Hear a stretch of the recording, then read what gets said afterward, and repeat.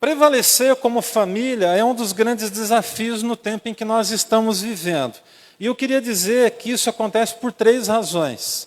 A primeira delas é porque, infelizmente, os valores da família têm se degradado, e eu estou aqui fazendo uma referência especial aos valores da família cristã.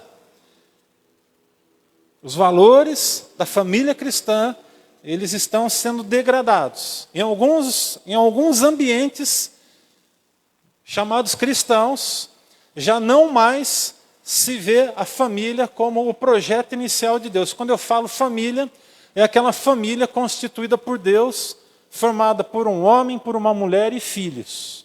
É a família bíblica, é a família que nós acreditamos. Eu não sei se você tem acompanhado, e eu não sei se o Hinaldo pode me ajudar nesse momento, mas há uma PL que está tramitando, e nós já falávamos disso aqui, temos falado disso há muito tempo aqui na igreja. A gente não vai falar de política, não é isso. Nós não falamos de política aqui, tá? Nós não ficamos usando púlpito para promover político, nada disso. Mas temos posições importantes que, em momentos específicos, a gente entende que às vezes é importante orientar, a gente tem essa liberdade para fazer isso. A PL, você lembra, da PL da mordaça, essa última agora, você lembra qual é o número dela? Alguém consegue se lembrar dessa última PL? Alguém consegue lembrar do número dessa PL? Alguém consegue se lembrar? Bom, eu vou rapidamente aqui pedir licença para vocês, para tentar achar que eu não deixei separado, porque eu não ia entrar nesse assunto, nessa questão, mas como eu fiz citação agora, eu acho que é importante a gente, pelo menos, fazer aqui uma citação para vocês. Tá? Eu acho que isso é importante. Eu não sei se eu vou conseguir achar tão rapidamente aqui, mas há uma PL que está tramitando, só um minuto. Há uma PL que está tramitando no Congresso, e ela está aí às vésperas de votação. E essa PL, que é a chamada PL das fake news, se ela aprovada, ela vai trazer uma série de dificuldades para nós como cristãos, como famílias do Senhor. Por quê? Porque, inclusive, textos bíblicos, preste atenção no que eu vou falar agora, inclusive textos bíblicos, eles não poderão mais ser citados. Eles não poderão mais ser citados. Eu tinha aqui achei, rapidamente. É um projeto de lei, a PL 2630 de 2020. Então isso aqui já está faz tempo. E aí há uma série de textos bíblicos que nós, por exemplo, não poderemos nem citar nem em pregação. E se você for dar uma olhada nos textos bíblicos que eles não querem que nós, como cristãos, continuemos propagando, todos eles têm relação com as questões que envolvem a família tradicional, dentro da perspectiva bíblica, porque nós pregamos, nós cremos no que a Bíblia diz que é para ser vivido por todos nós. Então, só para você entender, como igreja, nós precisamos nos comprometer com a oração pela nossa pátria, pelos nossos parlamentares, e pedindo que Deus nos livre do mal. Deu para entender, gente? Porque se leis como essa PL for aprovada, vai ser uma mordaça na vida de um monte de gente. Inclusive, as plataformas de busca, as plataformas de pesquisas, tem senador, tem deputado, querendo aprovar que, por exemplo, o Google, que é uma grande ferramenta de busca, que ele seja cortado, que nós não tenhamos mais acesso à informação. Por quê? Porque o que se quer implementar no Brasil é aquele conceito de que só é correto se nós dissermos que é o correto. Agora, o problema é que tem gente dizendo que o errado é correto e que o correto é errado. Deu para entender o problema? Essa é a problemática que a gente está vivendo como nação. Então, por quê? Primeira razão, porque a gente precisa, dar uma atenção aí especial para as famílias. Por que a gente precisa falar sobre família? Primeiro, e é um momento muito difícil por conta disso, porque infelizmente os valores familiares têm se degradado. Em segundo lugar, o sistema está conseguindo, Quando eu falo sistema, você consegue entender bem? A gente fala o sistema do mundo. Quando o cristão diz assim, o mundo, quando a gente fala do mundo, nós não estamos falando das pessoas que caminham lá fora.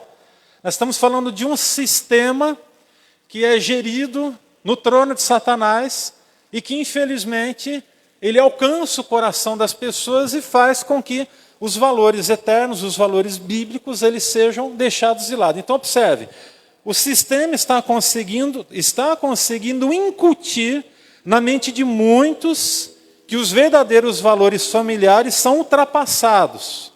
Nós estamos falando dos valores da família tradicional. O sistema tem alcançado o sucesso a partir do ensino e da cultura na vida de muitas pessoas na nossa sociedade.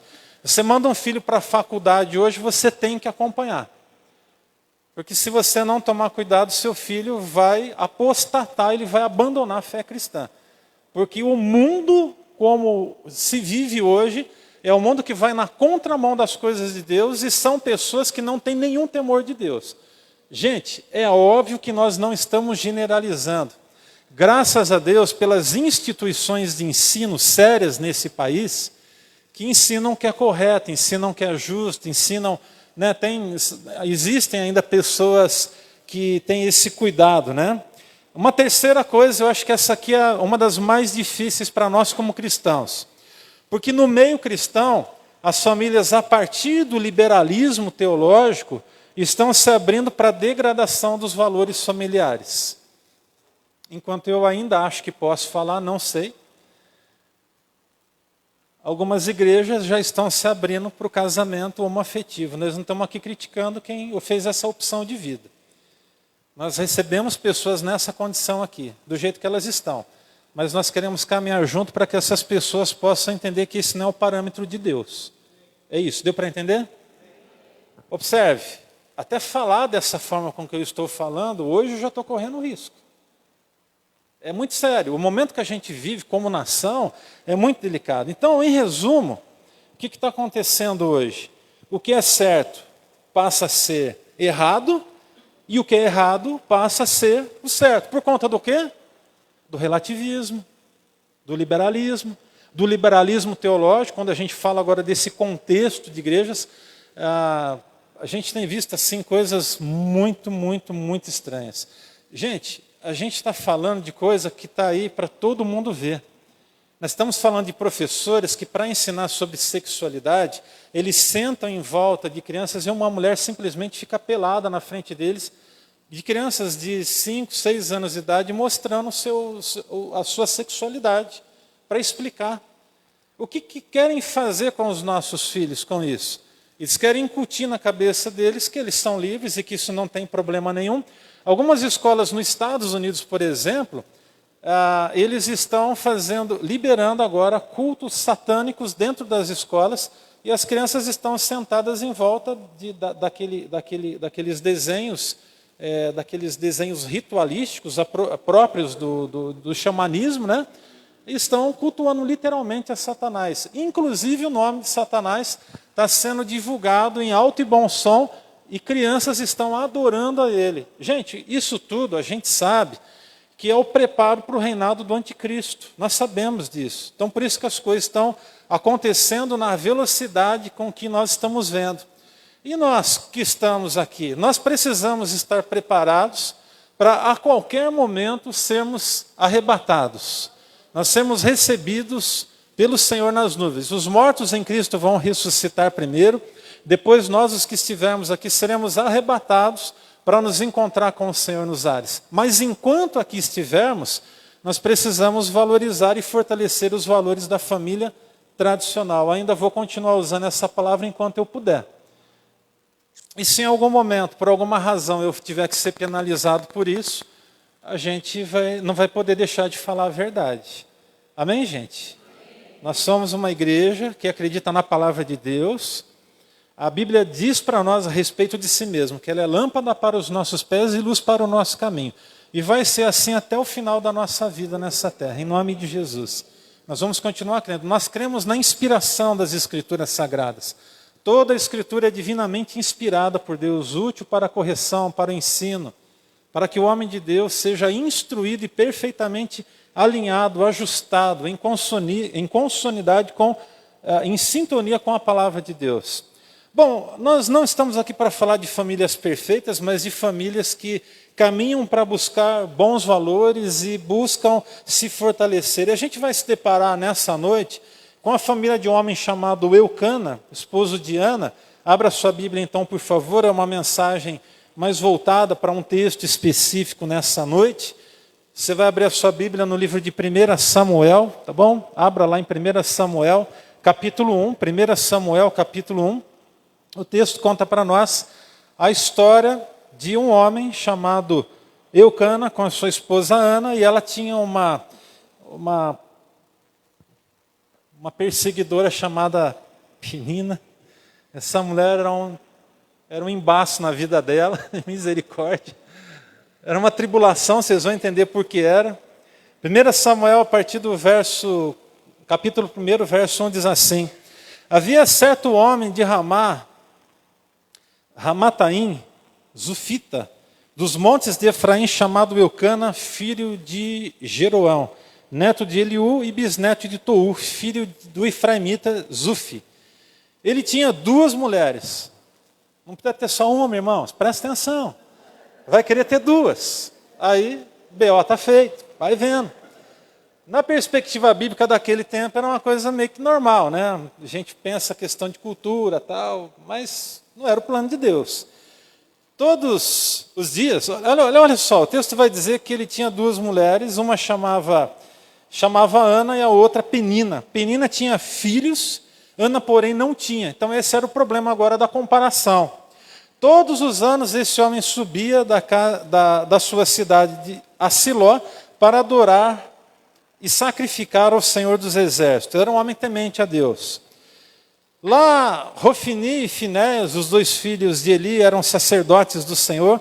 No dia em que Eucana oferecia sacrifícios, dava porção à sua mulher Penina, a todos os seus filhos e filhas dela, mas a Ana dava uma porção dupla, porque ele amava, apesar de que o Senhor a tinha deixado estéril. Observe, o Senhor tinha deixado ela estéril.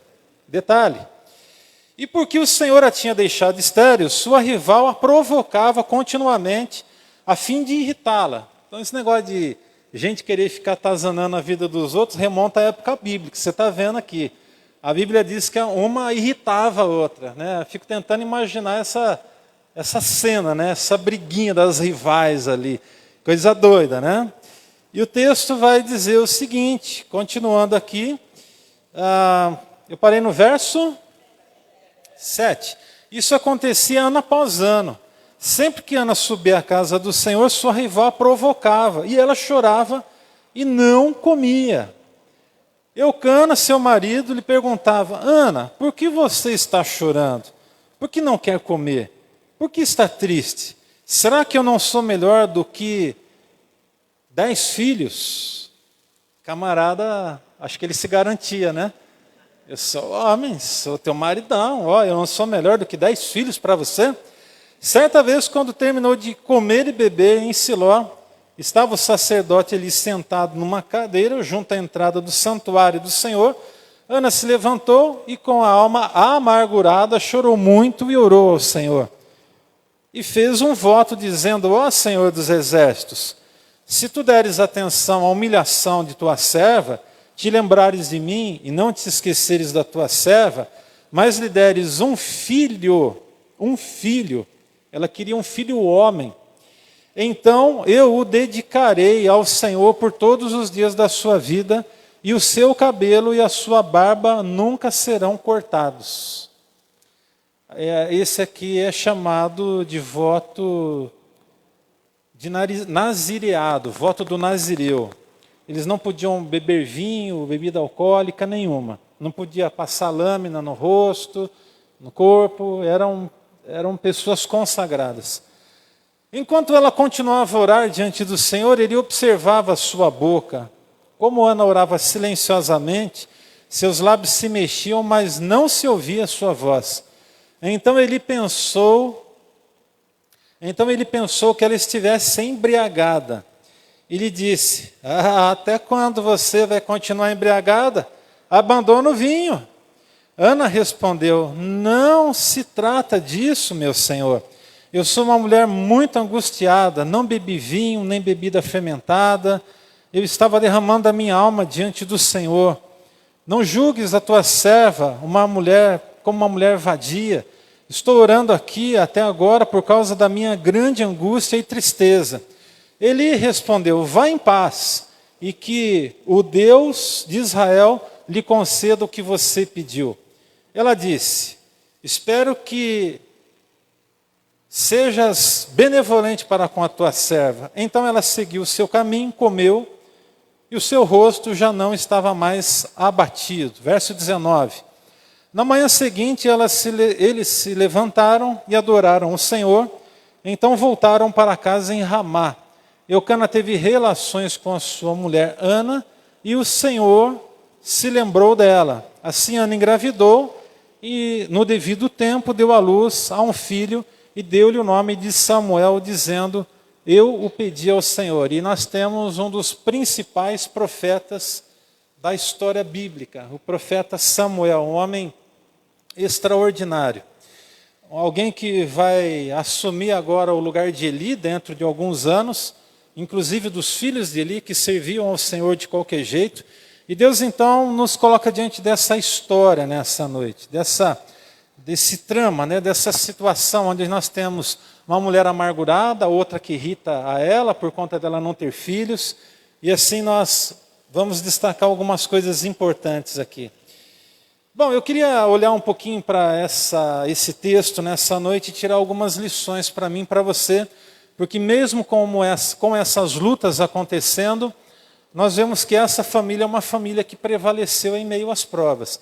Eu queria então destacar algumas lições. A primeira delas é a seguinte: essas famílias que prevalecem, elas dedicam tempo de qualidade uns aos outros. Por que a gente conclui que há um tempo de qualidade? Porque esse homem chamado Eucana, quando ele observava o lamento da sua esposa, a tristeza da sua esposa, ele parava para ter tempo com ela, se interessar pela causa dela. E aí, ao mesmo tempo que eu for colocando aqui algumas lições sobre o que nós podemos observar na tratativa deles, porque eles foram uma família que prevaleceram em meio às dificuldades, eu queria que de verdade você fosse muito sincero em olhar para o seu próprio coração e olhar para a sua família hoje. E a primeira pergunta, e esta é muito decisiva: será que nós temos dedicado tempo para a nossa família? Para as dores que acontecem, as frustrações, elas só podem ser descobertas por nós na vida do nosso cônjuge, se nós pararmos para ouvir, irmãos. Então observe, às vezes tem gente que está na caminhada cristã, está seguindo nos caminhos do Senhor, é filho de Deus, está aqui junto na igreja, mas há dores da alma. E quando nós não paramos para dar a devida atenção à nossa família, qual o risco que a gente corre? De ignorar as dores da alma que cada um está enfrentando. Quantas vezes na vida você parou para sentar com a sua esposa e, ao conversar com ela, procurar se inteirar das necessidades dela, das dores da alma, dos sofrimentos, porque é certo que eles existem. É certo que eles existem, assim no coração de um homem como no coração de uma mulher, e também na vida dos nossos filhos. É certo que se nós não tomarmos cuidado, nós não vamos prevalecer e permanecer como famílias. Por quê?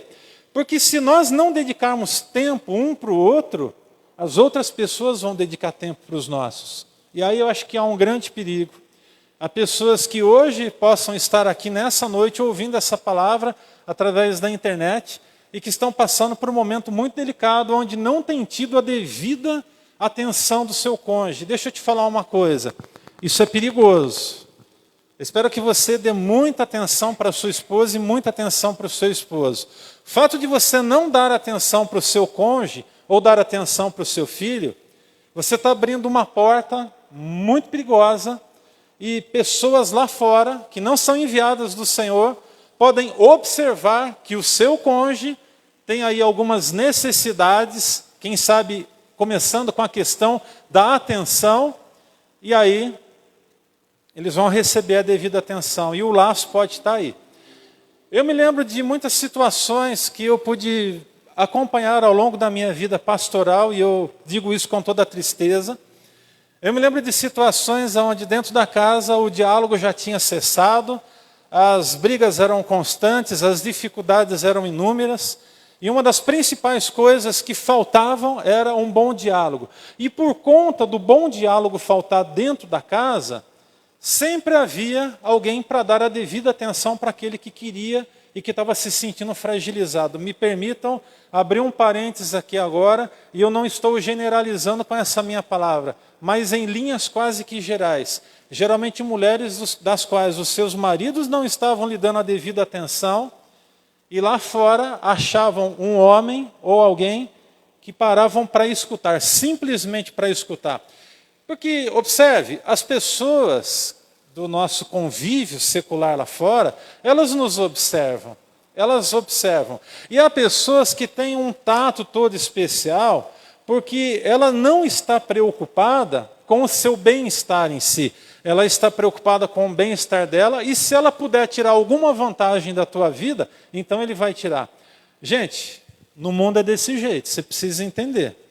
Você não pode ser simples, viver uma vida de tamanha simplicidade que não tenha esse entendimento, essa preocupação. Então, o que eu estou querendo dizer nessa noite é que o fato de nós não darmos a devida atenção para os nossos cônjuges, nós podemos estar submetendo a eles a tentações, a provas.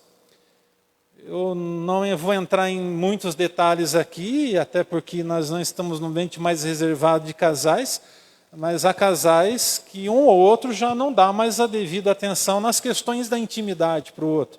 E o que eu quero dizer é que isso é uma porta aberta na presença do inimigo. E você precisa fechar essa porta em nome de Jesus. Deus criou o homem, criou a mulher, criou a relação entre os dois. Só deve acontecer no ato do casamento, e é lindo quando é no ato do casamento.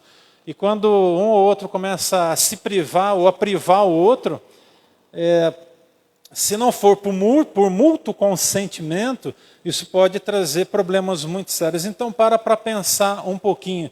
Não ignore a sua família e as necessidades de um bom diálogo. A segunda coisa, famílias que prevalecem lidam com as frustrações e tratam-as como ponte para o crescimento. Esse homem, quando olha para a frustração da sua esposa, ele vai se aproximar dela, ele vai conversar com ela, e no caso de Ana, as suas frustrações foram um ponto para que ela buscasse mais a Deus. Agora, tem gente que, em função da dificuldade, ele vai buscar o Senhor na sua necessidade. Agora, se você conclui nesta noite que o seu problema está te tirando da presença do Senhor, meu irmão, você precisa pedir ajuda. Você precisa procurar o seu líder de célula, você precisa procurar alguém, procurar um líder da igreja, se aproximar, se fortalecer. Você precisa estar com alguém do teu lado nesse momento. Deu para entender, gente? Em nome de Jesus, amém? Então não vamos deixar, sabe, que as nossas dificuldades, que as nossas frustrações, que os nossos problemas, eles se tornem um peso tão grande sobre a nossa vida, a ponto de nos afastar das coisas do Senhor. Em terceiro lugar, famílias que prevalecem param tudo quando alguém precisa ser ajudado. Sabe, hoje quem sabe é o dia de você parar tudo. Tem alguém na sua casa precisando? Uma coisa que eu sempre falo aqui para o pessoal da liderança da igreja, e é um compromisso que eu tenho com Deus e com a minha família. Esses dias atrás eu tive a oportunidade de pregar para os pastores de Itaém. Eu falei, pastor, e aí eu digo não só para o pastor, mas eu digo para você que tem família. A sua família é o seu bem maior, meu irmão. Deu para entender? A sua família é o seu bem maior, o seu filho é o seu bem maior, a sua esposa é o seu bem maior. Tem gente que dá muito valor às coisas materiais, a ponto do quê? De que o carro é mais importante que a esposa, de que a moto é mais importante do que o filho, o trabalho é mais importante que a sua família. Olha, todos nós temos que lutar, tem que lutar na vida para conquistar as coisas. Mas observe que, a partir do momento em que essas coisas começarem a ocupar todos os seus esforços, você está correndo um sério risco de perder a sua família. Pastor, mas eu tenho que ir para a luta. Eu não estou falando que você não tem que ir para a luta. Todo mundo aqui tem que ir para a luta. Todo mundo tem que correr atrás. a não ser aqueles que são aposentados, e mesmo os aposentados ainda estão correndo atrás. Estão se esforçando, estão fazendo a parte deles. Então, o que eu quero colocar para você de forma muito clara aqui nessa noite é assim: dentro da tua casa tem alguém que está necessitado simplesmente de ouvir, de que você o ouça, pare para escutar. Empreste os seus ouvidos. Deu para entender, irmãos? Amém? Em nome de Jesus. Então, essa semana vai ser um tempo para você parar para ouvir o seu próximo, mais próximo. Olha que coisa interessante. Na vida, eu já encontrei gente que tinha muita paciência e dava todo o ouvido para ouvir os problemas das pessoas lá de fora. Mas quando a coisa tinha relação com a sua própria família, era uma impaciência, era uma falta de amor. Eu já encontrei isso ao longo da vida. E o que eu quero dizer é que você precisa parar para escutar, simplesmente escutar. Gente, esse homem aqui, ele é um exemplo nisso, porque ele dá a devida atenção para sua esposa, ele sabia que aquilo amargurava o coração dela, ele sabia que isso entristecia o coração dela, mas ele, por ser um servo de Deus, ele era comprometido com a adoração a Deus, ele era alguém que, ao passo em que tinha conhecimento da dor do coração da sua esposa, não simplesmente ignorava aquilo tudo. O que ele fazia? Vem cá, querida. Ele tentava animizar a situação, parava para escutar, sacrificava em favor da sua esposa, dava a ela uma porção dobrada de sacrifício na presença do Senhor. Então, meu irmão, quero falar agora com você que é homem, em nome de Jesus, olha bem para mim. Se você entende que a sua esposa está passando por alguma prova, por alguma dificuldade, ela está passando por algum momento de carência, por favor, para tudo e dê a devida atenção para a sua esposa. Porque senão há enviados do diabo que vão dar atenção para a tua esposa.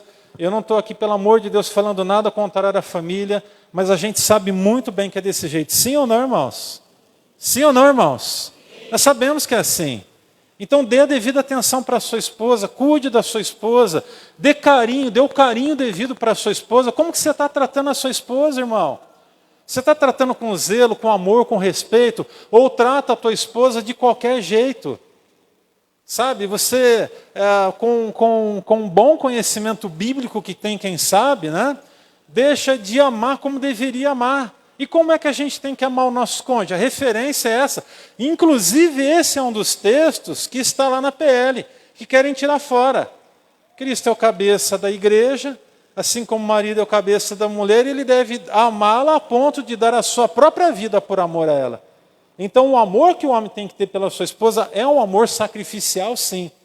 O que eu vejo, o que eu tenho visto ao longo dos anos que tem se passado, em alguns casos, também não estou generalizando aqui nessa noite, é o fato de que o homem com aquela mentalidade mais, vamos dizer assim, mais machista, ele quer ser servido o tempo todo. E eu acho que nós temos que entender que as nossas esposas também têm as suas necessidades. Nós precisamos atentar para as dificuldades. Agora eu quero falar com as irmãs, eu queria pedir que você, meu irmão, olhasse para mim também agora, em nome de Jesus. Você também precisa entender que o seu esposo tem necessidades. Ele tem necessidades físicas, necessidades emocionais. A gente sabe muito bem que o homem ele é muito diferente da mulher. Todos nós sabemos, o homem tem uma mentalidade para essa questão que envolve intimidade carnal muito diferente da mulher. A mulher, se a coisa não começa a acontecer desde a manhã, lá no final do dia, não adianta querer conversa.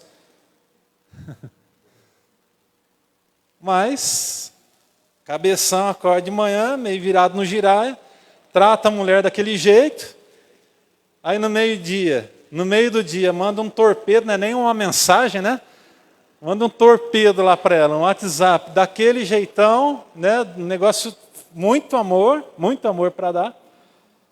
E aí chega no final do dia, vai querer ainda ter um momento de love so love. É meio difícil. Então tudo começa, eu acho que desde antes do café da manhã. Na hora que você vai deitar no dia anterior, a coisa já tem que ter começado ali. Então, observe que você precisa dar devida atenção. Pare tudo quando alguém tem necessidade e dê ajuda devida. Amém? Os seus filhos têm necessidades. Quantos jovens têm necessidade de serem ouvidos pelos pais? Paizão, mãezona, você tem ouvido seu filho, a sua filha? Você tem parado para conversar com ele, para ouvir, para falar, filho, o que é que está acontecendo com você? Diálogo aberto, gente. Agora, se você deixar o seu filho montar no controle do videogame 18, 20 horas por dia, de manhã, tarde, à noite, de madrugada, e virar naquele negócio. Não, e o pior ainda, você nem sabe o que ele está jogando. E aí a gente tem a violência se expandindo no mundo afora. A partir, a gente sabe disso, tem inclusive pesquisas sendo divulgadas aí, agora mais recente, a partir da influência dos jogos sobre a vida de jovens.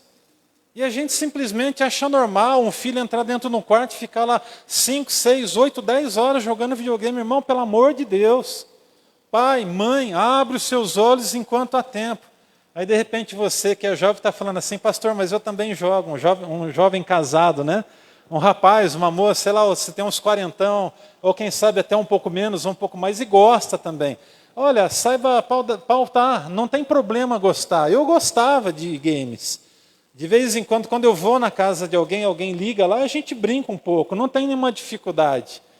Né? Tem aqueles jogos que são muito bacanas, que você dança junto, tal, né? Muito bacana, né? É muito jóia, bacana. Tem jogos bacanas, mas olha, observa. Se a sua esposa está precisando da sua atenção, cuidado. Tá? Deu para entender? Quem aí gosta de videogame? Alguns gostam. Não tem problema gostar de videogame. O problema, qual que é o problema? Qual que é o problema? Quando não tem limite. Quando não tem limite. Eu vou zerar essa madrugada, eu juro, vou zerar o jogo, vou varar a madrugada. No outro dia está só o pó, a esposa quer dar um passeio. Não, mas eu preciso terminar esse negócio. Meu irmão, não faz isso. Ou então, de repente, né? Lá em casa nunca teve isso, graças a Deus. E eu espero que você tenha misericórdia de mim agora quando eu vou dizer algo, né? Quando eu for dizer algo para vocês. Mas aquela novela. Tem dia que tem que deixar o negócio de lado e sentar para conversar, irmão. Mas no dia do jogo, não, pastor. Eu acho que tem que ter sabedoria, certo? Sim ou não? Irmã, você não vai querer entrar na frente de sua esposa, ele está lá vidrado no jogo de futebol dele, é o dia da decisão, é o dia de um jogo muito importante, aí você vai lá pintada, sei lá do que, na frente dele, não adianta, ele vai te tirar da frente, não é a hora para isso, não é o lugar para isso, a hora de deitar, vai resolver BO, vai resolver DR, não tem jeito, irmão, hora de dormir. O outro já está com o olho até estalado, assim, está com o olho até fechando de sono, não está aguentando mais, você quer resolver o problema. Tem problema que não se resolve na hora de deitar. Ei, você está entendendo? Você precisa dedicar tempo de qualidade para a sua família, em nome de Jesus. Pega um dia, vai para a beira da praia, só os dois, deixa o filho com alguém, vai conversar. Se a questão é com o filho, pega o filho, sai com o filho um pouco, em nome de Jesus. Cuidado. Em quinto lugar, não despreze os recomeços. Amém? Amém? Então diga assim, em nome de Jesus, nós não vamos desprezar os recomeços. Pastor, mas ele está sempre recomeçando. Está sempre querendo recomeçar, ela também. Eu acho que tem hora para tudo, né? Mas você precisa entender que precisa de um espaço aí para o recomeço. E eles vivem o recomeço, aos pés do Senhor. Famílias abençoadas estão sempre recomeçando. Famílias abençoadas, eles acreditam que os recomeços precisam ser desejados por todos. E isso é uma coisa muito importante. O tempo vai mostrar a importância do recomeço. Quantos aqui, como famílias, já tiveram que recomeçar em algum momento, por alguma razão? Você não precisa dizer o que é. Eu estou aqui, nós já precisamos de recomeçar. E quer que eu diga uma coisa? Eu vou precisar de recomeçar em algum momento ainda com a Helenice. Ela vai precisar de recomeçar comigo. A gente vai precisar de exercer o perdão sobre a vida um do outro em algum momento da jornada. Nós vamos precisar de dizer, olha, eu errei, me perdoa. Essa semana ainda, eu acho que essa semana eu falei para ela, olha, me perdoa, eu estou tentando melhorar. É uma coisa constante, deu para entender? É sempre. Irmãos, olha, não existe casal perfeito aqui. Não existe casal perfeito. Bendita a palavra do pastor Reginaldo Cruz. Ministrando uma vez, ou em um casamento, ou um curso de noivos, eu não lembro direito. Eu sei que ele disse o seguinte, de 10 casais, 9 brigam. Tem algum desajuste de vez em quando. E o 10º que diz que não tem é mentiroso. Resumo da ópera, em algum momento, sempre vai ter alguma coisa para discutir. Henrique, sim ou não? Irmão Maurício? Aqui é tudo solteira. Ó, da Lara e para lá tudo solteiro. Tem um Dieguinho agora que está para casa. Luciano, já teve que recomeçar em algum momento com a Camila? Rapaz, mas você também? Opa, lógico. Sol, Lutero, Rinaldinho, irmã Ruth, enquanto tinha o seu esposo, esposa do pastor, irmã Helenice.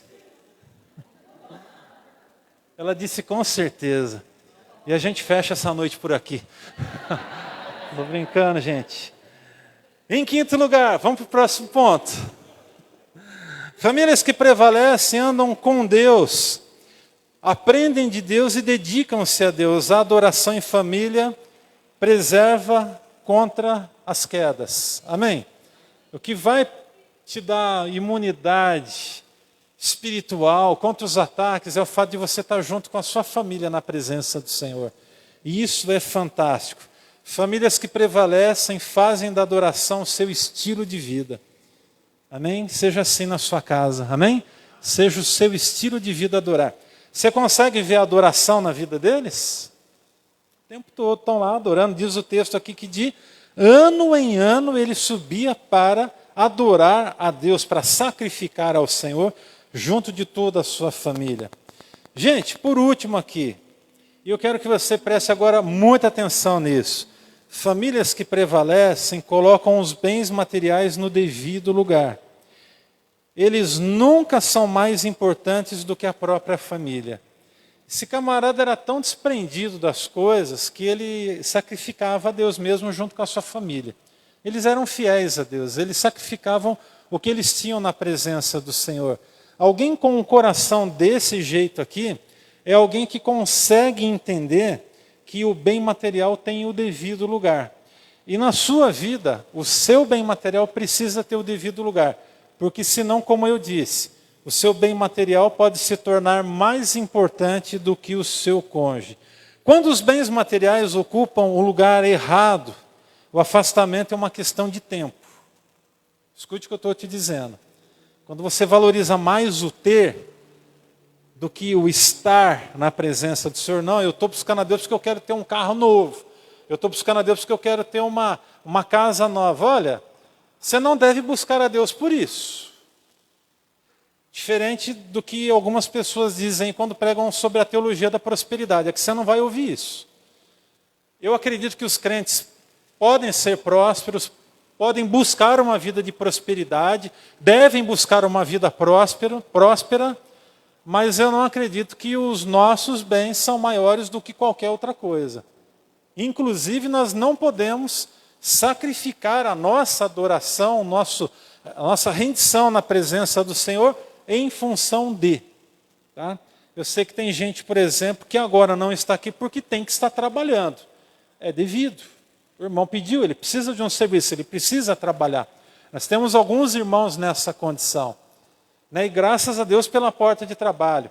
Mas observe, quando alguém não coloca o seu trabalho no devido lugar, ele inclusive está disposto a sacrificar a sua própria família em função dos bens. Eu conheci algumas histórias que aconteceram mais ou menos do mesmo jeito. Havia uma necessidade financeira, legítima, estava ali, precisava ser suprida, e haviam possibilidades.